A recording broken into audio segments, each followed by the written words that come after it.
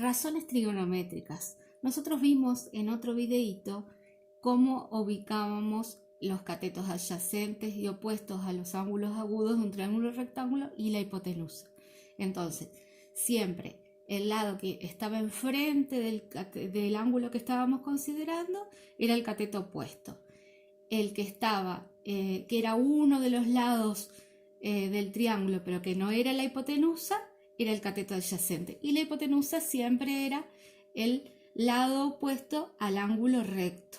Y el que nos damos cuenta porque es el que está inclinado. Entonces, ¿qué son las razones trigonométricas? Son las razones que relacionan los lados con los ángulos agudos de un triángulo rectángulo. Y definimos al seno de un ángulo como la razón entre el cateto opuesto y la hipotenusa. El coseno del ángulo, del ángulo que estemos considerando, como la razón entre el cateto adyacente y la hipotenusa. Y la tangente de un ángulo como la razón entre el cateto opuesto y el cateto adyacente. Y tenemos como una palabra que nos hace recordar las fórmulas. Y dice so, ca, toa. Y yo siempre digo so, caja, toalla. Caja sería con J, pero entonces la S es de seno, opuesto sobre hipotenusa. La C de coseno, adyacente sobre hipotenusa. La T de tangente, opuesto sobre adyacente. Y lo vemos en un ejemplo cómo lo aplicamos. Entonces, fíjense, si el ángulo que vamos a considerar es el ángulo B, va a ser el mismo gráfico que consideramos hoy. Este es el lado B, que es el cateto opuesto, este es el lado C, que es el cateto adyacente, y la hipotenusa. Entonces, ¿cómo definimos el seno? Como la razón entre el cateto opuesto y la hipotenusa. Acá tenemos la fórmula.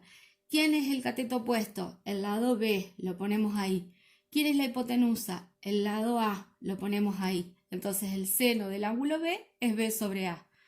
Ahora bien, el coseno, ¿qué dijimos que era? La razón entre el cateto adyacente y la hipotenusa. ¿Quién es el cateto adyacente al ángulo B? El lado C. ¿Quién es la hipotenusa? El lado A. La tangente, ¿cómo la definimos? Como la razón entre el cateto opuesto y el cateto adyacente. El cateto opuesto es el lado B y el cateto adyacente es el lado C. Y le ponemos los colores para que les quede. Entonces a B lo teníamos con rosado en todos los casos. A C lo teníamos con celeste en todos los casos. Y a A lo tenemos con naranja. Y nos queda. Ahora bien, ustedes saben, porque lo vimos en el otro videito, que qué es lo que pasa si cambiamos ahora, consideramos el otro ángulo agudo, el ángulo C. Si ahora consideramos el ángulo C, entonces el cateto opuesto va a ser el lado C y el cateto adyacente va a ser el lado B. La hipotenusa va a ser siempre la opuesta al ángulo recto. Esto no nos va a cambiar para ningún triángulo rectángulo. Entonces, ahora decimos, el seno del ángulo C va a ser cateto opuesto sobre hipotenusa. ¿Quién es nuestro cateto opuesto? C, ponemos C. La hipotenusa, A. ¿Quién, el coseno? El coseno del ángulo C va a ser cateto adyacente sobre hipotenusa. ¿Quién es ahora el cateto adyacente al ángulo C? El lado B. Y la hipotenusa va a ser A. La tangente del ángulo C está definida por la razón entre el cateto opuesto al ángulo C, que va a ser el lado C, y el cateto adyacente al ángulo C, que va a ser el lado B. Y otra vez ponemos los colores. Entonces, a C le toca rosado ahora.